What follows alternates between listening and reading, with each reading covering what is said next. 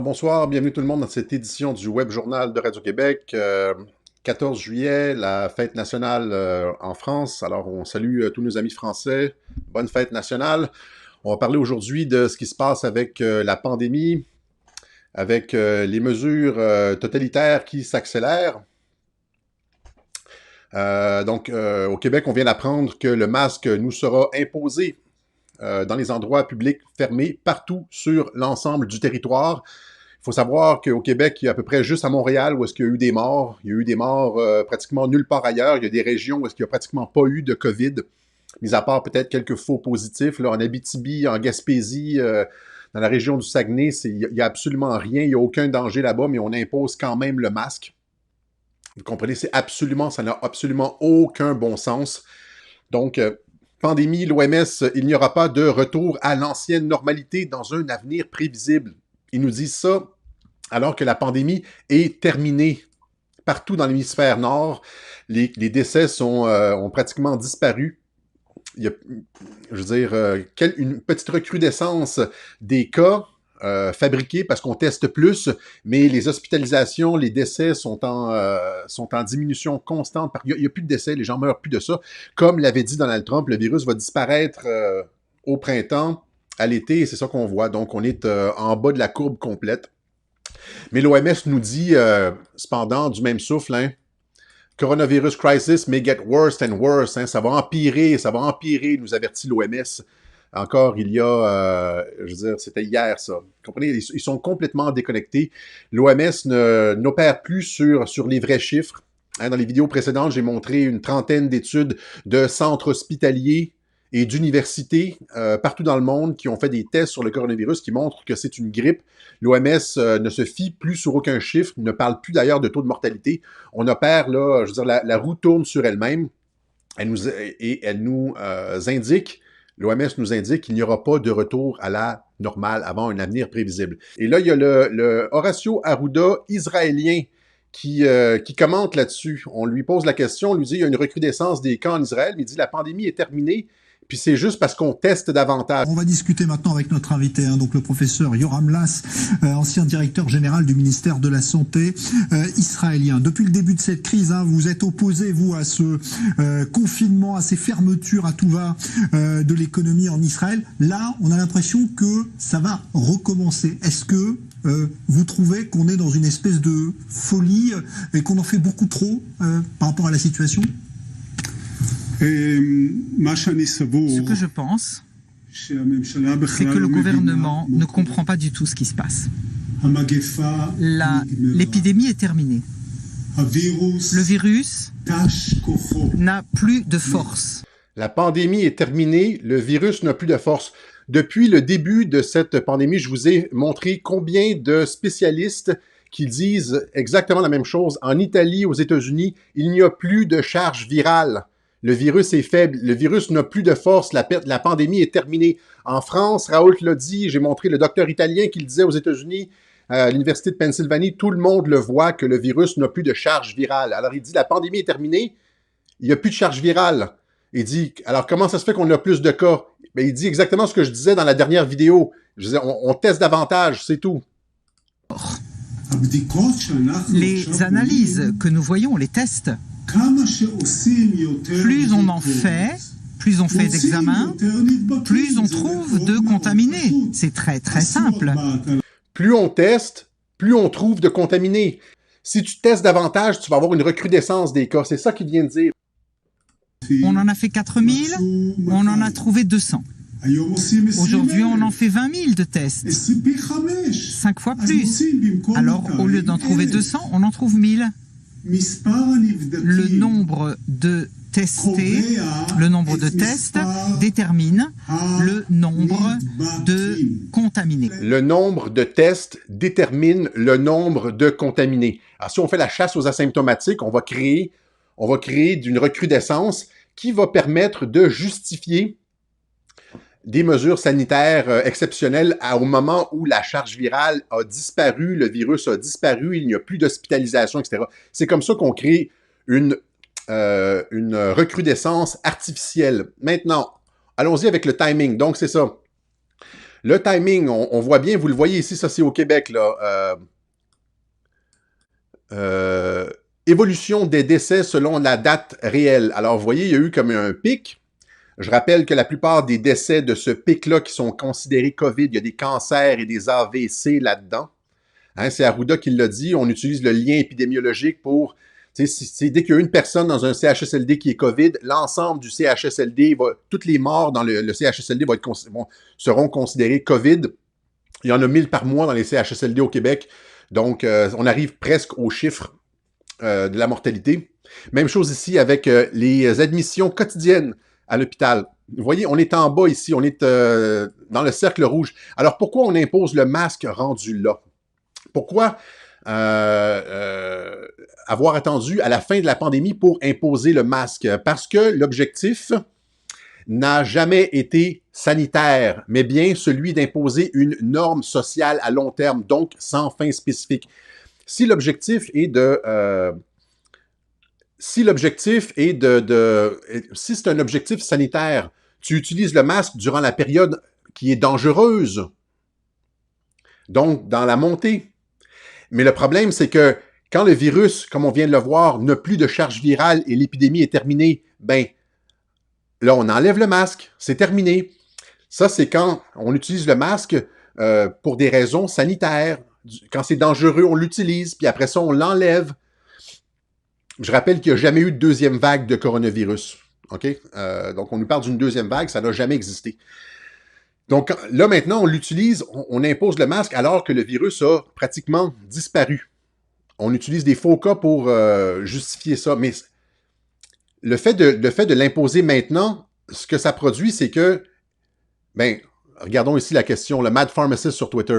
Question François Legault, si le port du masque devient obligatoire alors que les courbes de décès, hospitalisation et cas sont tellement aplaties qu'elles n'existent plus, quels seront exactement les critères et données précises qui permettront l'abandon de cette mesure? Si on impose le masque alors qu'il n'y a plus rien, c'est quoi le critère pour enlever le masque? Il n'y en a plus de critères pour enlever le masque. On ne peut plus retomber. On ne peut plus dire « Ah, c'est terminé » parce qu'on impose le masque au moment où est-ce que c'est terminé. Comprenez la logique perverse là-dedans? Il y a plus à partir du moment où on impose le masque, quand il n'y a plus rien, il n'y a plus aucun moment dans le futur où on va pouvoir dire c'est terminé, le danger est passé, on peut enlever le masque. Ouais. Alors, donc tout ça, c'est pour créer une norme sociale à long terme. OK? On ne veut pas de fin au masque. On veut un masque pendant 1 an, 2 ans, 3 ans et potentiellement à jamais. Hein? C'est le docteur Vadeboncoeur qui l'a dit ici. On veut construire une norme sociale avec le masque. Hein?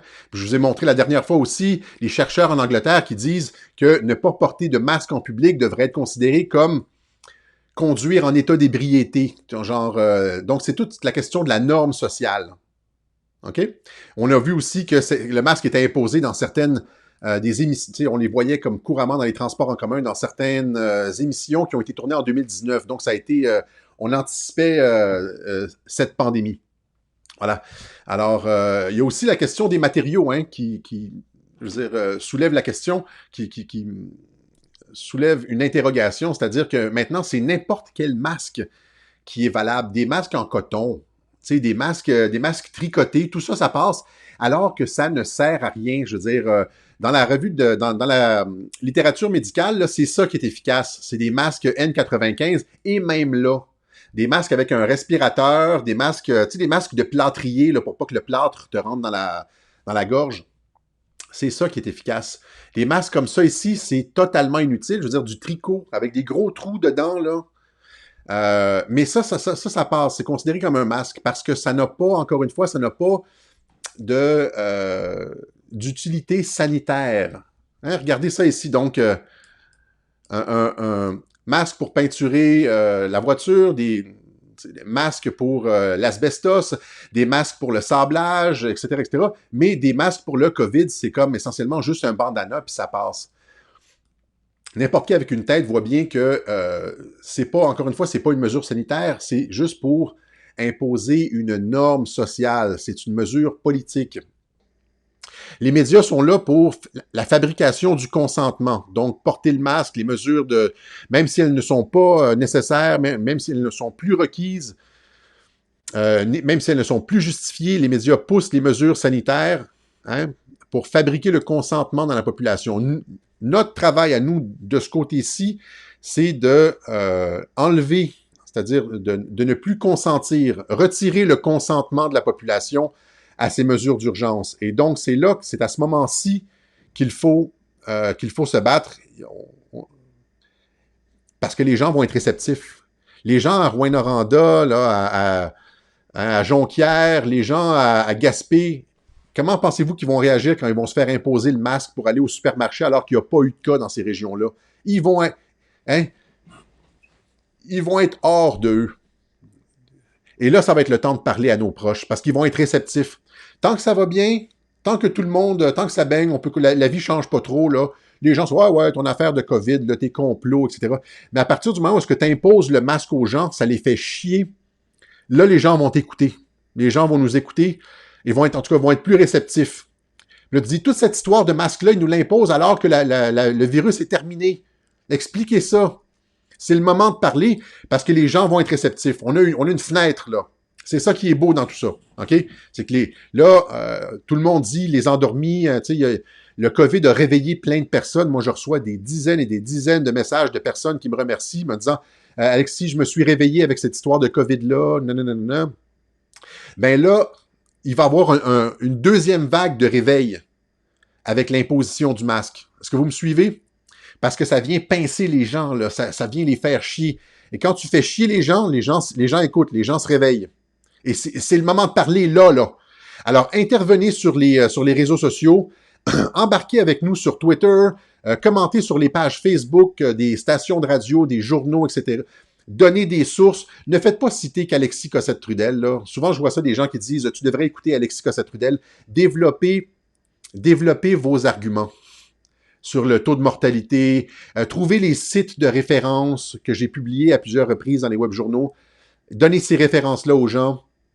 Faites-le par vous-même. Vous pouvez aussi référer à nos vidéos, mais ce que je veux dire, c'est que on essaye d'éviter les arguments d'autorité.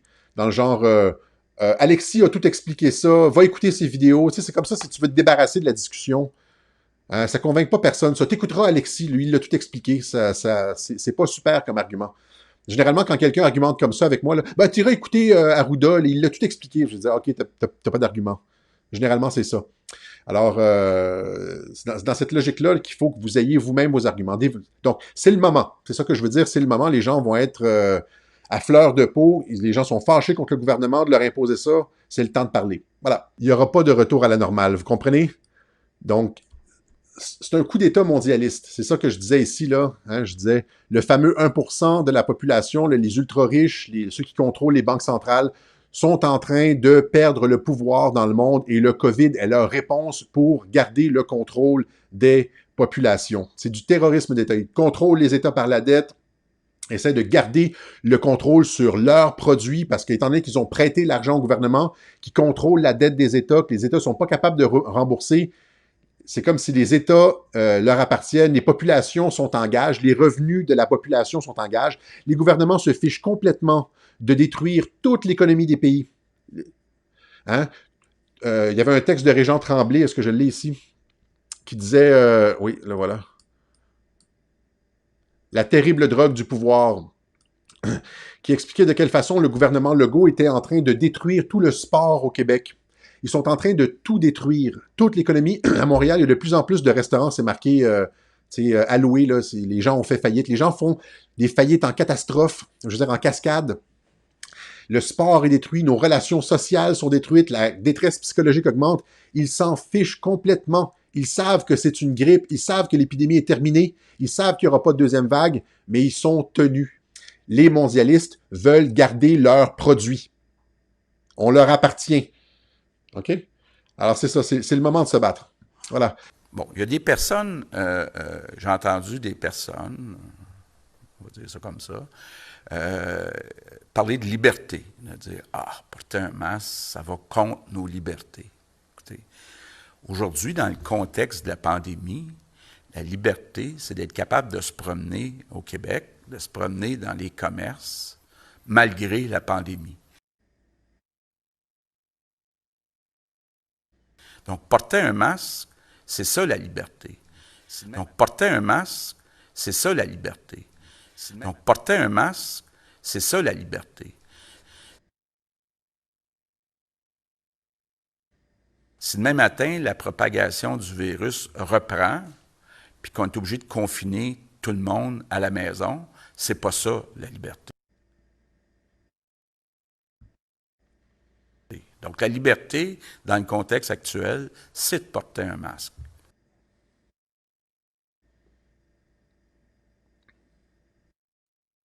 La liberté, c'est de porter un masque. Imaginez à quel point on est rendu loin dans le délire orwellien. Hein, finalement, ça va être quoi? Ça veut dire la santé, la liberté, ça va être le vaccin, évidemment, ça va être ça. Si on nous passe, tu leur donnes un doigt, ils passent le bras dans le tordeur. Si on accepte le masque, ils peuvent utiliser les mêmes arguments pour le masque pour obliger un vaccin, forcer un vaccin sur la population. Et éventuellement, nous forcer un passeport numérique avec un passeport d'immunité. C'est-à-dire, tu peux pas voyager si tu n'as pas reçu ton vaccin, tes immunités, si tu n'es pas checké, si tu n'es pas dans le système, si tu n'as pas accepté la puce. Tous les arguments, présentement, qu'ils utilisent pour le masque, ils vont être capables de l'utiliser pour le vaccin ou pour la puce. Alors, c'est le moment de se battre. OK? Mis à part les personnes âgées, personne ne meurt du COVID, pratiquement personne ne meurt du COVID. Oui, il peut y avoir des masques. Moi, je serais pour le masque dans les résidences de personnes âgées. Dans les hôpitaux, peut-être, et dans les résidences de personnes âgées, c'est tout. Dans la population en général, c'est complètement contre-productif. OK? Au contraire, on veut attraper le virus pour s'immuniser.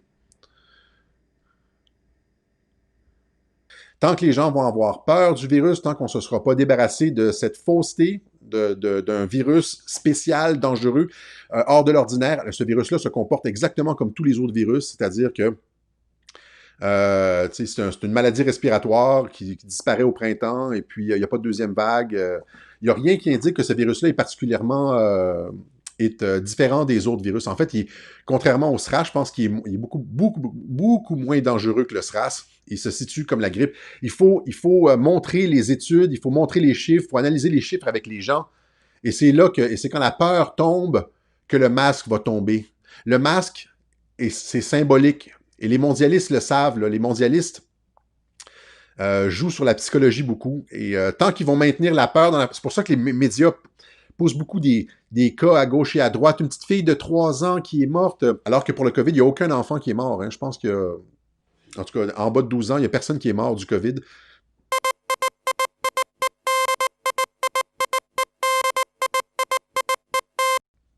De sorte que des gens de 30 ans, des gens de 40 ans, des gens dans la vingtaine, des enfants meurent de la grippe. C'est un petit pourcentage, mais ça arrive. Avec le COVID, hein, ils en font des gros cas et donc ils font peur à la population avec la mortalité. À partir du moment où les gens ont avalé la mortalité du virus, ils acceptent n'importe quoi, le masque, etc.